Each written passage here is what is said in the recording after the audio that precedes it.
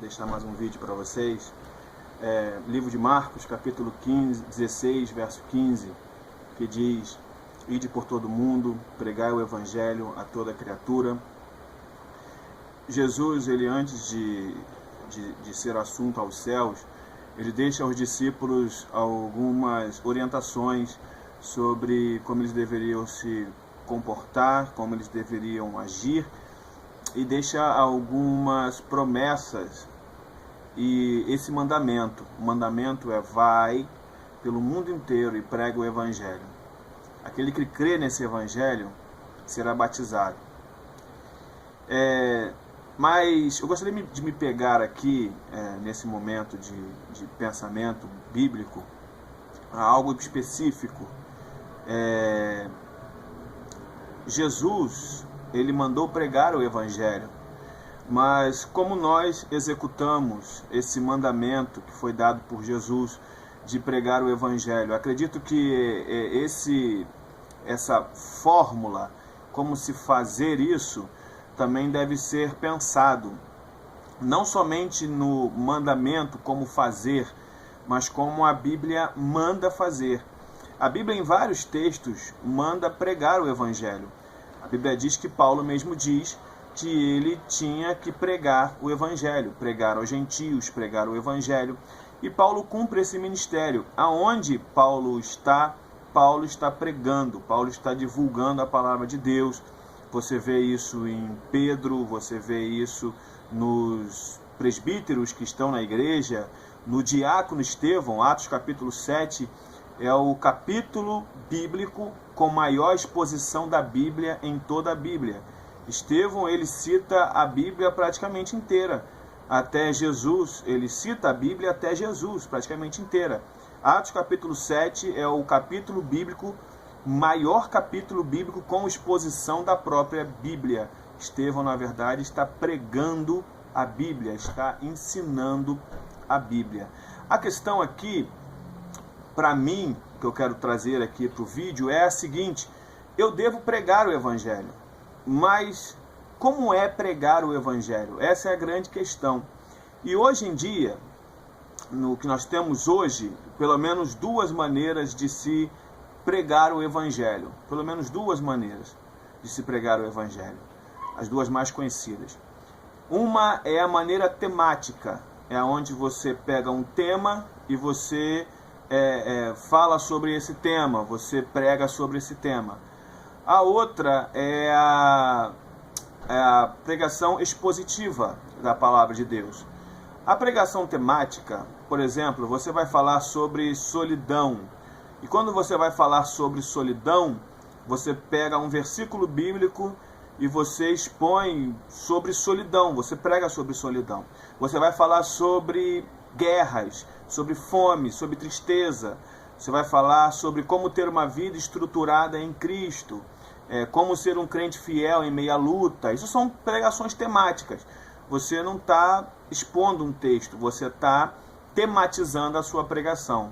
Nesse sentido de pregação, muitas pessoas, elas acabam escrevendo um texto e depois elas procuram um versículo bíblico para inserir ao que elas escreveram, ao esboço que elas de alguma forma já fizeram. Pregação temática. E tem a pregação expositiva, que é a pregação que você pega o texto bíblico e você lê o texto bíblico, não despreza o seu contexto, não despreza o pós-texto. Isso é uma palavra muito esquecida dos pregadores hoje.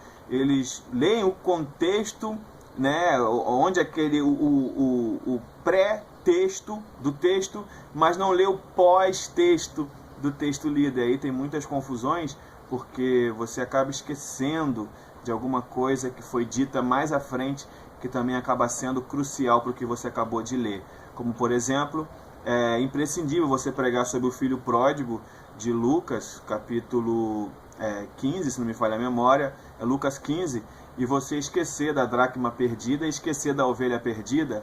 É imprescindível para um pregador expositivo esquecer, né, da parábola da ovelha perdida e da dracma perdida. É como se faltasse algo para ser falado, faltasse algo para se explicar do texto que foi lido. O pregador expositivo, ele pega o texto e ele tem a minuciosidade de pregar sobre o texto as verdades que o texto mostra. Então, geralmente, um pregador expositivo, ele não vai agradar os seus ouvintes. É por isso que você não vê muito pregador expositivo por aí. Pessoas que leem o texto bíblico e são capazes de pregar o que o texto bíblico está dizendo, sem incrementar a pregação e sem estar muito afoito para ouvir glória a Deus e aleluia, o que no meio pentecostal é quase que uma necessidade. Se não houver glória a Deus e aleluia no meio da igreja, o pregador pentecostal ele já fica meio desmotivado para continuar pregando. Sendo que o pregador deveria exigir numa pregação é o silêncio, porque o livro de Romanos 10:17 diz que a fé vem pelo ouvir e ouvir da palavra de Deus. Para ouvir, tem que estar em silêncio. Se você estiver falando junto com quem está falando, você no mínimo está dividindo a atenção, você não está ouvindo. E o que me chama a atenção sobre esse ponto é que dificilmente uma pessoa que ficou esbravejando, gritando, dando glória a Deus, aleluia, como se Deus fosse de alguma forma, com toda a licença da palavra, é apenas um vídeo, e isso não é algo, eu não estou dizendo nada aqui que seja de fato algo que eu estou afirmando como Deus ser surdo. O que eu quero dizer, parece que Deus é surdo, porque você tem que gritar bem alto, glória a Deus e aleluia, como se Deus não sondasse até os mais profundos dos teus pensamentos. Resumindo, eu, Marcelo, sou uma pessoa que ultimamente tenho pregado expositivamente.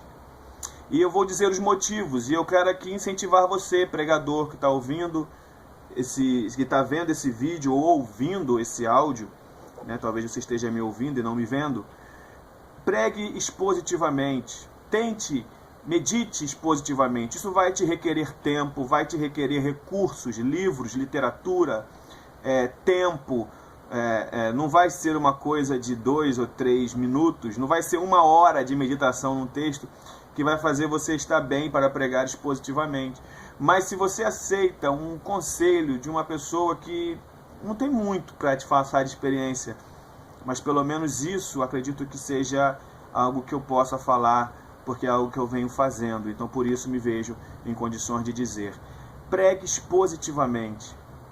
E eu vou te dar 2 exemplos bíblicos de exposição bíblica que vai trazer para você alguns questionamentos mentais.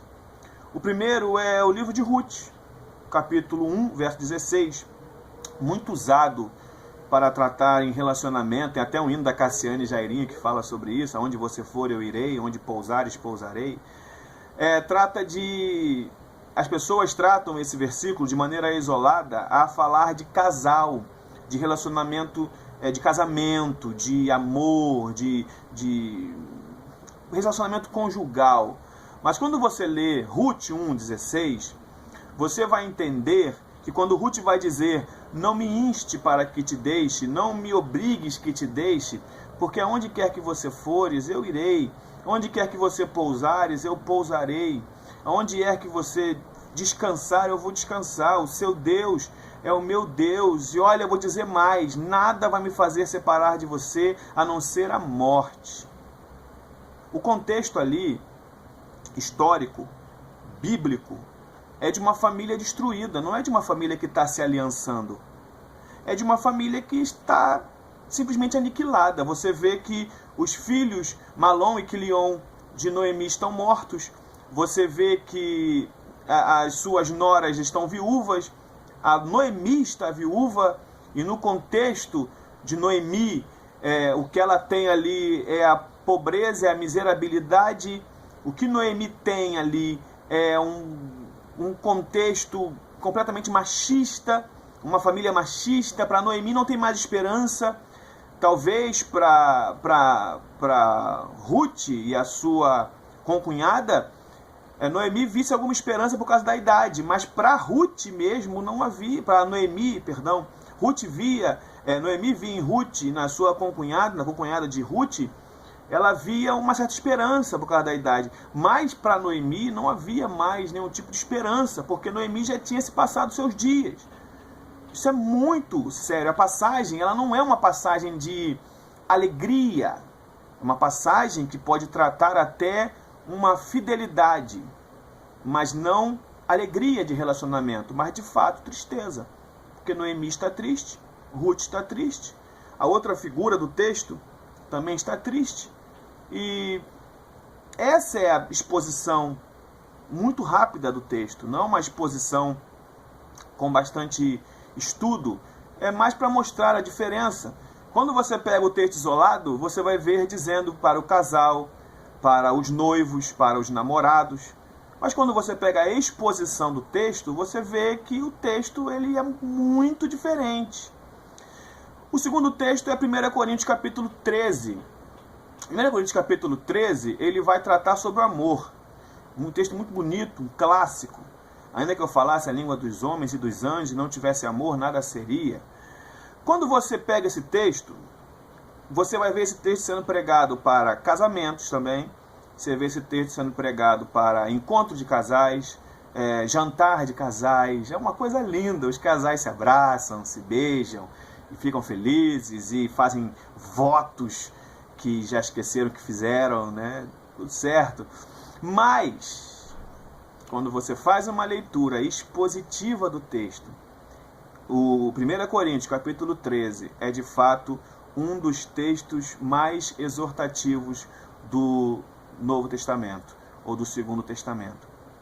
Quando você lê para casal, você vai ver que o amor tudo suporta, você vai ver que o amor tudo crê, tudo espera, você vai falar que o amor é algo precioso. Ok, não está errado. Mas o que Paulo está dizendo é isso? Essa é a maneira expositiva de ver um texto. Será que o que Paulo queria dizer era isso? Não.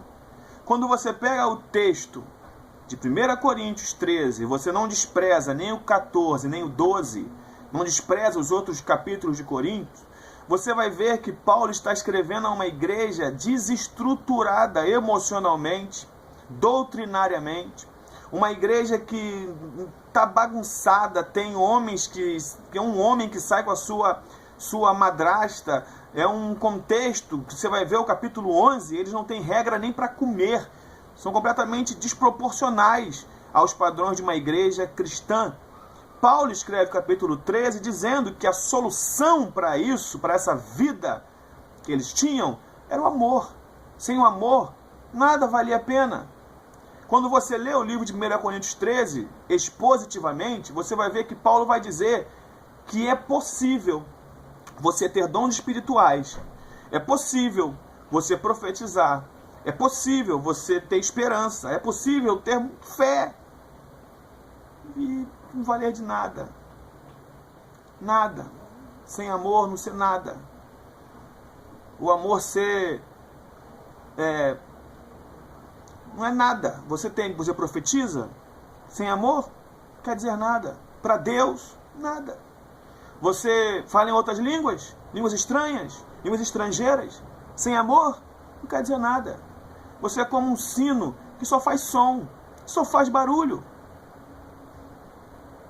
Bem, eu não vou mais dar textos, porque realmente acaba sendo enfadonho o tempo para vocês. Já são 13 minutos e pouco. Meu olho fica assim porque eu fico olhando para minha imagem no celular, mas o tempo está aqui, 13 minutos e pouco já falando.